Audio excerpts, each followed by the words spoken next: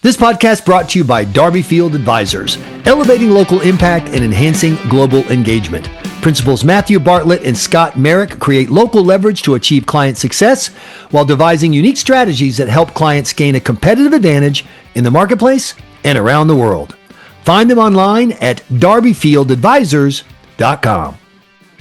Now it's time for our shameless round of pontificating and punditry here on the New Hampshire Journal podcast. You already heard from someone smart, the U.S. Attorney for New Hampshire. Now we got us. And by us, I mean the lovely and talented James Pindell of the Boston Globe. Pindell, welcome.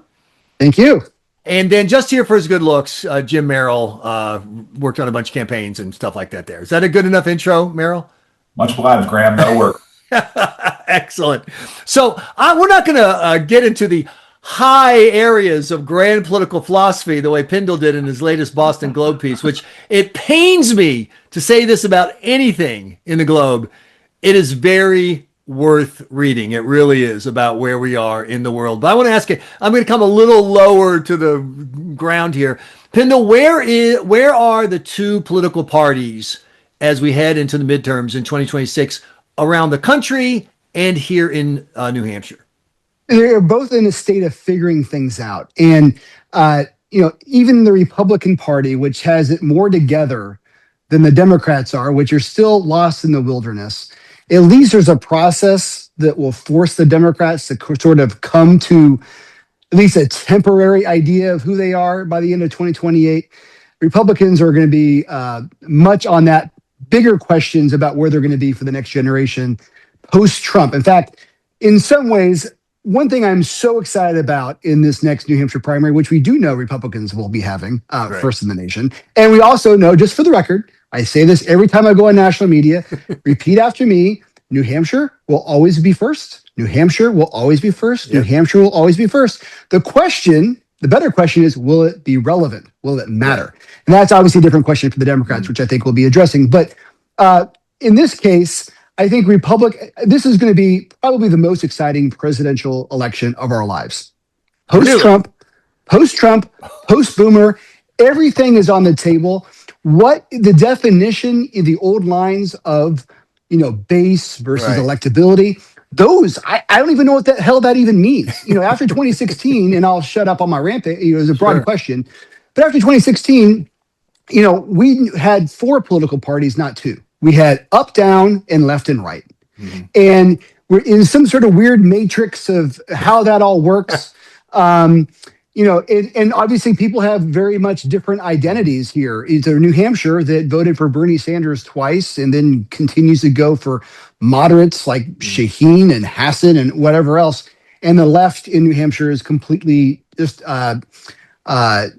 irrelevant. Right. They have not made themselves relevant. We see in the current congressional primaries that particular way. The Republican side, clearly MAGA has taken over, but not even in New Hampshire. Look at the U.S. Senate race, where there really is not a MAGA candidate. Right. So both parties are in a process of figuring it out as we are in a moment of political realignment. Happens every 30, 40 years in this country. It's a very exciting time to be following politics, particularly in a place like New Hampshire. So the one thing you got absolutely wrong, this will not be the most exciting campaign, because 2016 was a standalone, holy crap I'll put it this way.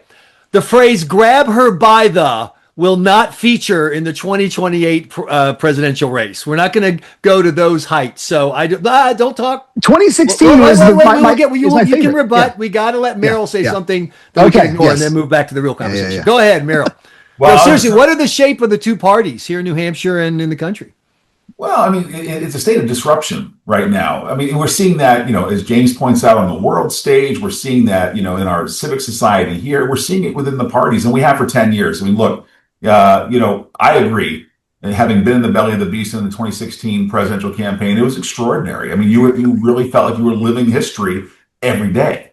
And that was true of the first Trump term and on forward. But I think that people are still trying to figure it out, because we are reaching a natural end, right, to the second Trump term, non-continuous, but the second Trump term. And we're seeing after year one, it's extraordinary. So the party's trying to figure it out. The Democrats don't have an identity right now. That's true nationally. Right. We're seeing some activity in the 2028 front up here in New Hampshire and elsewhere, but no one really knows who's going to emerge from that on our side. I mean, look, Vice President Vance is very clearly set up to trying to get himself to be the successor. Sure. We'll see. If Trump is the animating force behind MAGA, what happens when his anointed successor, and maybe, he may have an apprentice type of competition here, which he'll enjoy. We don't know. In New Hampshire, it's a little bit of a mess. I mean, I think Kelly's doing a great job, and I think she's in a good position. The fact that Democrats can't find, anyone other than a, kind of a blue collar poet to run against her, that says something about her strength right now. But look, this is a time of disruption. It's been for 10 years, and I won't say that we won't see a 2028 with a version of grab them by the.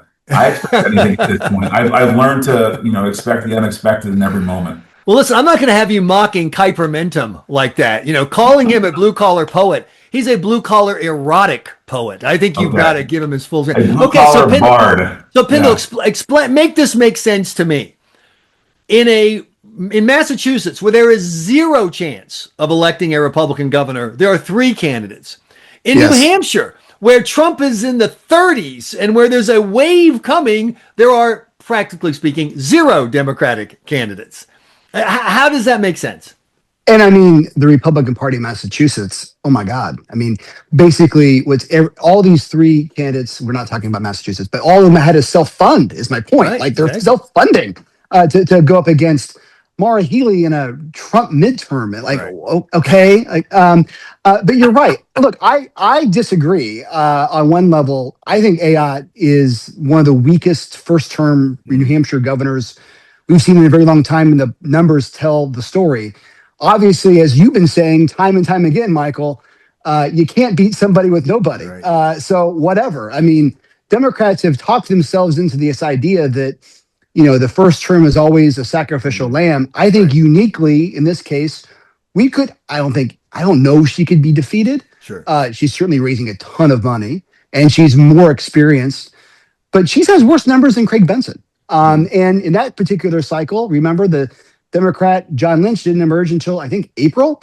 But in fairness, we had 3 candidates running, and they all had to drop out and make room for John Lynch. Right. But nonetheless, look, I think it's sitting there, and I guess Cindy Warmington's getting in by Valentine's Day, is what I hear. Devlin McEachern may be getting in after that. I'm not sure these are the folks to do it. And the real question is going to be an appetite of national money. I mean, Democrats and Republicans, but the party out of power depends on the RGA and the DGA to actually care about this race. And it's always hard to make an argument for a 2-year term. Jim Merrill. This is the one you need to do. Exactly.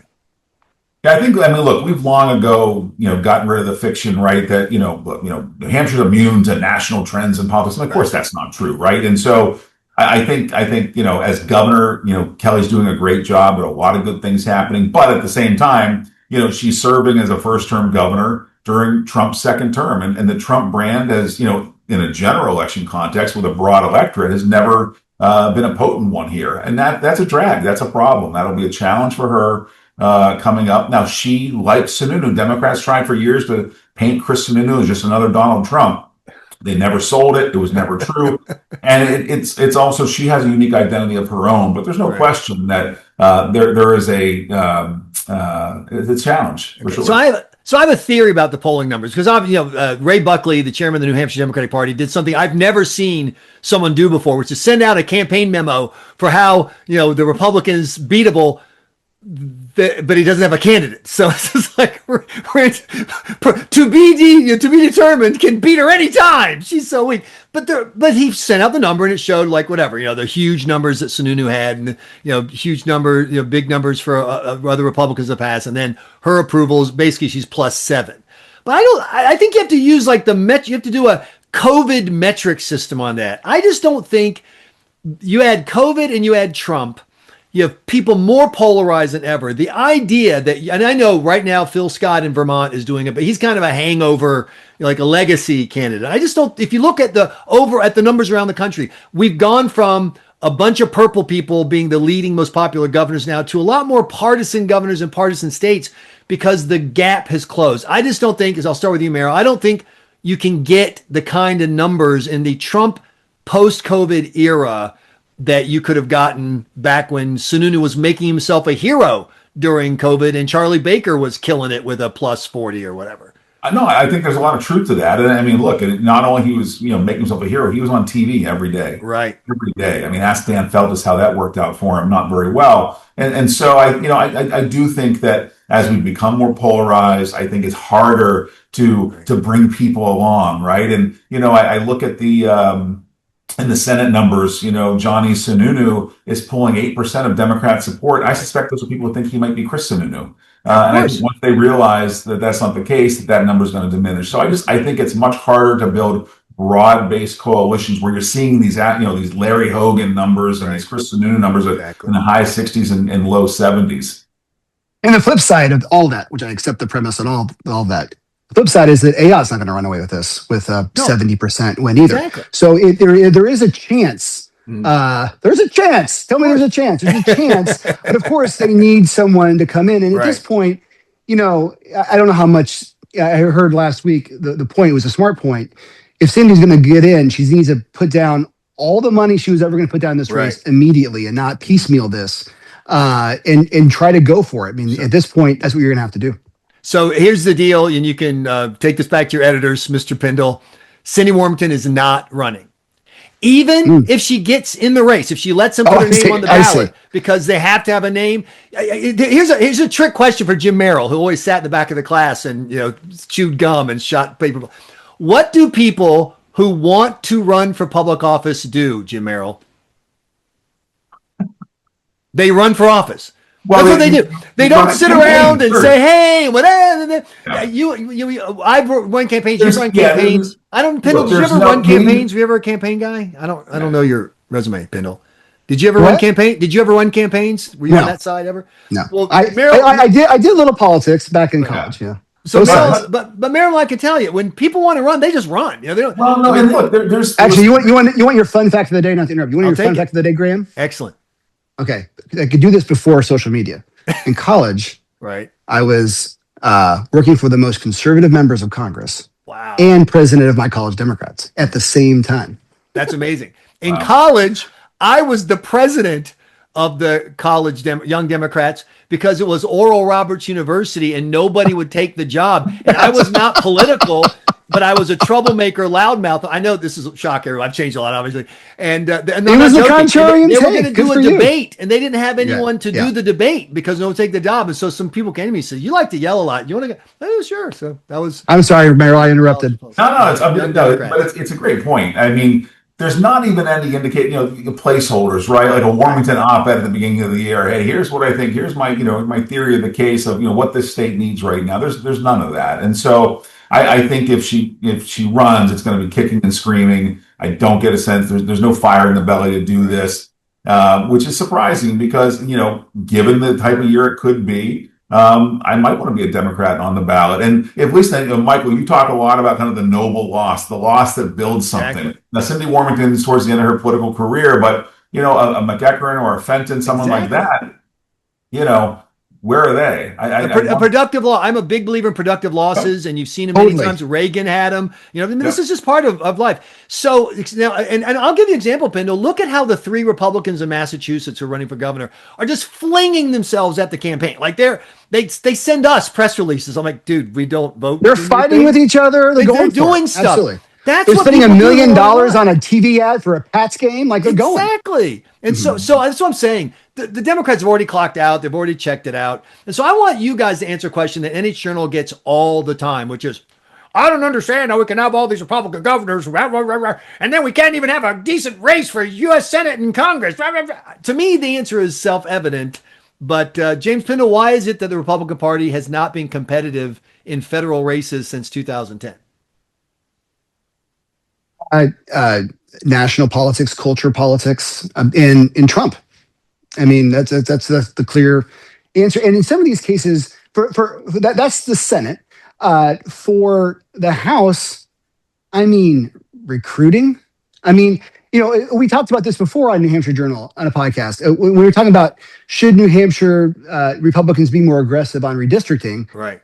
And I'm just like, I mean, if you're not even going to try in CD2 Exactly. consistently, cycle after cycle, then what the hell? Might as well just make it crazy Democrat. And But you get say your they chances haven't on the other side. tried. They've gotten the candidates they can get. And this is the candidates that they have. Well, I mean, that's where we're at. I mean, that's the point. Exactly. It's. I mean, Annie Custer. If you go through her electoral history, now to go back into that, Sure. not good. No, and not good against not good against bad candidates. That's right. Every single cycle, I'm like, Annie Custer's not inevitable if you actually had a candidate. Right. And so, but the gravity, she had the side of gravity, and the gravity for Democrats has been growing in New England, and Trump really kicked that up a lot. And you go back to the poll numbers, Merrill. I've been looking at approvals because I've been testing this idea that we kind of went through a shift. That Pindell is absolutely right. The gap between Ayotte and the Democrats is narrower, but the number of movable voters is smaller. So I'm saying, it's like, winning by 3 is like the old winning by 8, kind of thing. So that's what I'd say. But you look at Custer's approval, her approval is always in the 40s, mid 40s, low 40s. Senator Shaheen, rarely has Senator Shaheen ever been at 50% approval. Now, she's also rarely been, above 40% disapproval. But the fact is, it's not like Chris Sununu stood out because he was this guy that people liked and he did his politics. And most of you just have politicians and people are like, nah, they're fine.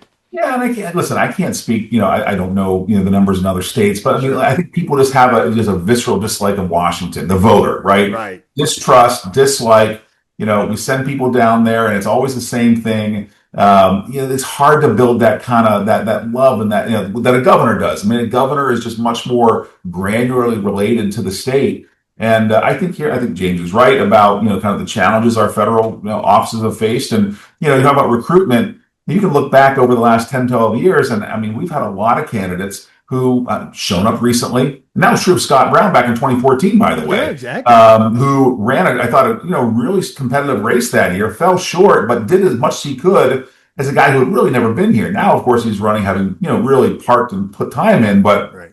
You look at some of these other candidates that have come in, they're not, the traditional Republicans who have, run a business in the community and been in the Rotary, been in the chamber, been involved in a nonprofit in a way that's kind of built a base of support and awareness, at a congressional level in New Hampshire, that you can do that. We just haven't had those candidates. And, why? I think there are some themes behind it. I do think what's happening in DC in the last 10 or 15 years has dissuaded people from wanting to put themselves out there. I know a number of people who I would think would be a great candidate who just said, you know what? Not for me. Every 2 years, low salary, like all the drama and the heartburn. I just think it's harder and harder to do that. Yeah, that's what Chris Sununu told me too. They said the same thing about serving in the Senate.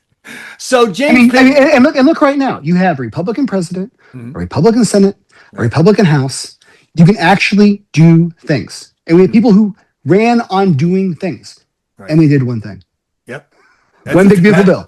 And I will say, just as a what are we doing? And you have death threats, you have all this stuff. What's the point?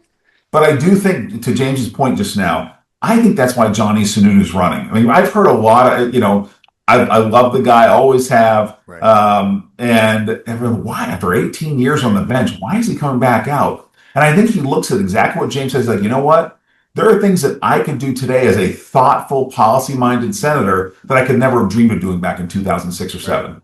And so I honestly think, and if you look at his opening video, I'll never forget this, when I watched it, I said, boy, is it 2004? It felt like a throwback. And it was refreshing in a way. It was different. And I didn't know if it was the last gasp of the prior era or the beginning breath of a new era. And I guess we'll see here. But it was really interesting. His candidacy is interesting in that regard. Well, you have to have something. Let me ask you a question, Merrill. Let me ask you a question.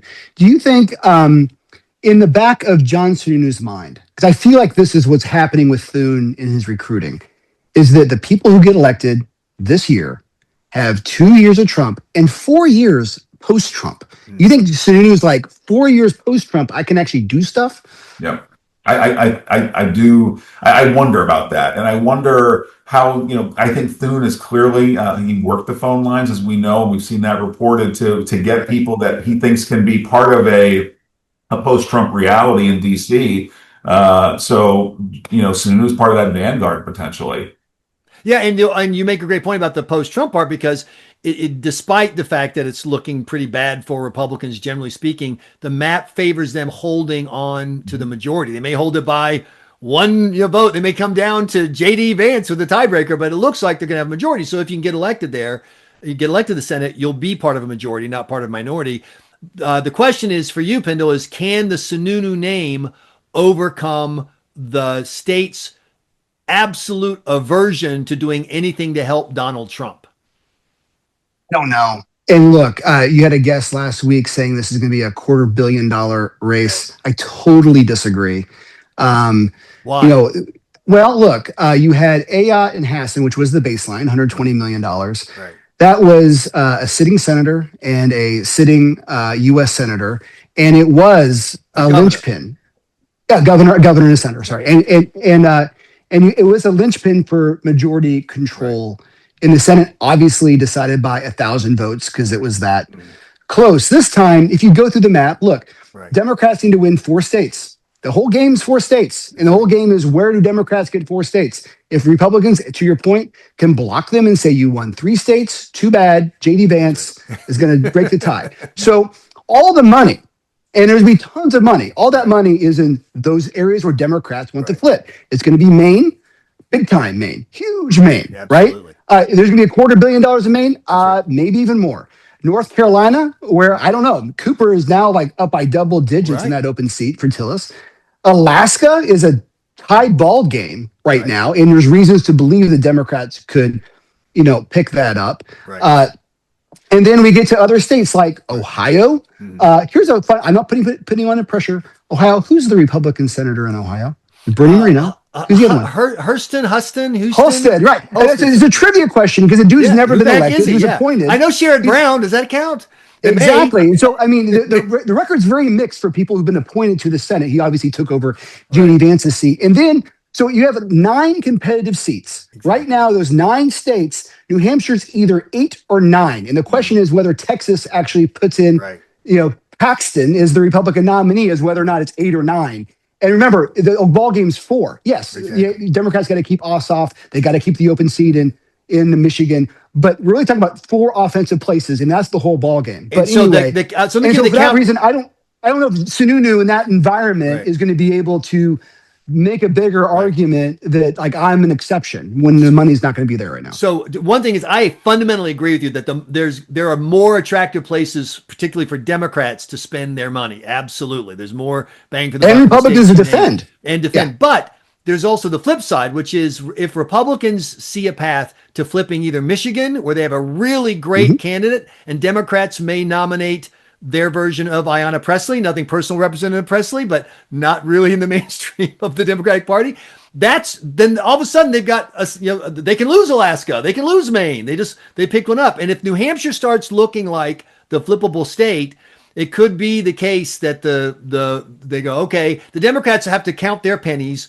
We're going to shove some pennies up here and flip it. So Merrill, we're taking such your time. So Merrill, give me that. And then I got one last question. How does the Senate? Do you think the Senate race is going to be $250 million, or is it going to be? Oh, no. I'm sorry. Yeah, no, I don't think it will be. I agree. I think. I mean, look, we'd all love to see that kind of spending up here from our perspective. Yes, absolutely. I'll send you a rate card. But I agree. There are too many places to spread it around, and look, the numbers look close, and it's a great name. Again, I'm not going to sit here and discount Scott Brown's primary. Right now, I mean, he's working it hard, and I don't know it's going to break that way, but let's see. There's plenty of time at this point, but I don't think we're going to see that that $250 million. That just seems high to me, and I agree with James. And we talked just before about our inability to win at the federal level. Of course, that was a close race in 2016, and we had a spoiler in that race that dramatically spoiled that race. I mean, Kelly would have come back and gotten reelected. It would have been a much different ball game, perhaps, but it isn't. I think it's going to be a competitive race. Chris Pappas is formidable. He's always been a good fundraiser. He's always won in traditional Republican towns as a congressman. So I think Republicans have finally realized not to take him lightly. Okay, so just real quickly, if Democrats are having to spend major money in New Hampshire, something's already gone wildly wrong. Their plan for this race has gone wildly wrong, and so we'll see about that. Here's the question we've been bandying about with my fellow political junkies who don't speak English either, apparently. On the commentary podcast I listen to every day, love it.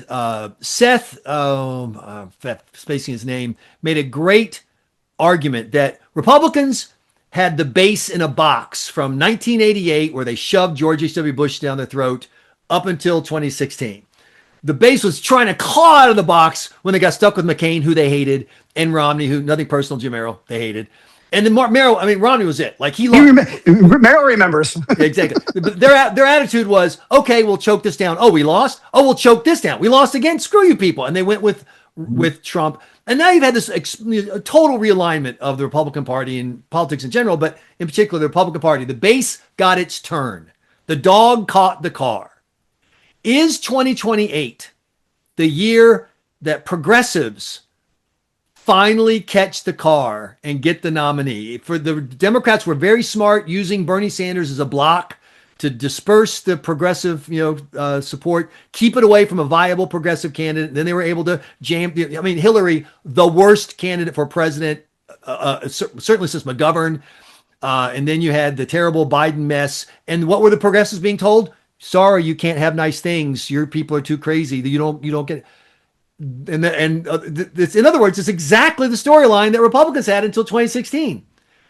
James Pindell, the Boston Globe, is 2028 the year that a real live Mondami-esque progressive finally gets the presidential nomination from the Democratic Party? And do you agree with my premise? You say esque because Mondami was born in Africa. He's not. So he's out of the game. Well, hey, I accept your premise. An Obama joke, and I don't mean it, and I'll get yelled at. I see where you're going there. It's just a joke. I see where you're going there. Look, it's not obvious, but I would give them the more than the 50-50 shot. And let me say one more piece about that, which is Democrats were totally set up to do exactly what you just said in 2020. Hell, Bernie Sanders won 3 out of the first 4 early primary states. And obviously, we had an incumbent president, and then they decided electability, and that was a magical, weird 72 hours between the South Carolina primary and the Super Tuesday, from a Saturday to a Tuesday. I don't know, but I feel like with Trump gone, Vance is not the same level of talent as Donald Trump, or have the same level of base. It's set up to be yes. So do you buy my premise, Merrill, and do you think this is the year? Yeah, I do. I think I think it's definitely more likely than not. I'll put it even more at 50, more than 50. I just, I think that the analogy between what we went through and what the Democrats have gone through is pretty powerful. And I think this, frankly, the odor from the Biden administration and the frustration and I think that's going to linger. And I think people are not going to fall for that again. Question is who, right? That's always who. And we'll see, who among a more traditional times to co-opt some of those issues. But I think you see evidence of it already. It would not surprise me if they react in that way. I think there's a latent level of frustration from the Biden administration even before that. The fact that you've got a couple of Democrats in Congress voting contempt charges on the Clintons over the Epstein files, it's like, it's just... I think they're looking at some of their legacy leaders here and thinking, we were not served as well as we should have been. Yeah, it's hard for me to see the people who are out with the no kings and bleep ICE and whatever, and just showing up and they just so angry at Trump and what's happened and the fact that their party let Trump win twice. It's hard to see them going, yeah, that Amy Klobuchar, she seems like a hey. And also that guy from Kentucky, Bashir, I like his dog. I just don't see the Democrats doing that. What does the center say back to the base, to those people? Yeah, exactly. I mean, this leadership has been deeply, deeply disappointing. They're not putting points on the board. The idea was Biden, I got this. Exactly. And now even if you remove Biden from the scene, I know Trump brings him up every day. If you remove him from the scene, the people who are there now, who the Schumer type folks who are trying to recruit these Schumer type of candidates, I mean, I don't think right now Mills is not going to get elected in Maine and win that primary. You can go through all these different Haley Stevens in Michigan. I don't know. But what's going to happen here? Yeah. But what's the argument in 28 or 27 that the center we're reasonable? You haven't done anything to fight back on Trump. Yeah. So real quickly, I'll tell you this story. And this told me right away what was happening. This is in 2015. There was a Romney volunteer from the prior 2 cycles that was amazing, and I didn't recruit her for Marco in 2016 because she was elderly and her husband had been ill. I saw her right before the first debate on a street corner, and I said, "Hey, we're catching up." I said, "Who are you with?" And she goes, "Oh, Trump." This person loved Mitt Romney, everywhere for him, and I was stunned. I was absolutely, flabbergasted, and I said, "Why?" And she said, "Because he fights, he talks strongly, and we need that right now." And she says, "Who are you with?" I said, "Marco Rubio." She's like, "Oh, he's a nice young man, but I'm with Trump." And I said, right there, I said, this is like the laws of political physics have been being broken. And I think Democrats are going to do the same thing here. They're going to say, we want someone who fights, damn it. We are tired of this. And I see those protests, and those protests are not going to be for Amy Klobuchar, and I don't think they're going to be for Pete Buttigieg either. Yep. No, I totally agree. I say one last thing on Pindell. that. Yeah. Well, look, for those who are always wondering, will politics go back to normal after Trump? The answer is no. Exactly. Donald Trump, like him, hate him, is the most transformational president America has had since Reagan. Mm-hmm. And he has changed politics. And Democrats, when they nominate, they are not thinking that old frame. They are thinking in the new Donald Trump era of framing. The way the metaphor I use is that Trump is another Jupiter that entered the solar system. And so all of a sudden the planets had to, You're saying he's full of gas? What are you saying? Is exactly? Jupiter, I looked at Jupiter. It's a gas giant. That's Saturn. That would be Saturn. Oh, my son. Which runs rings around Jupiter. I just wrote that.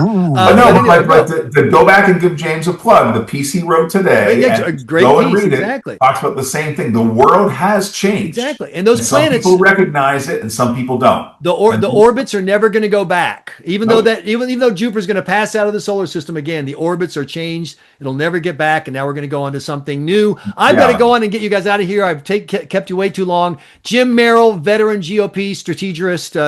Thanks so much for joining us. James Pindell, read his stuff on occasion, but not too often at the Boston Globe. Thanks, everyone. Thank you.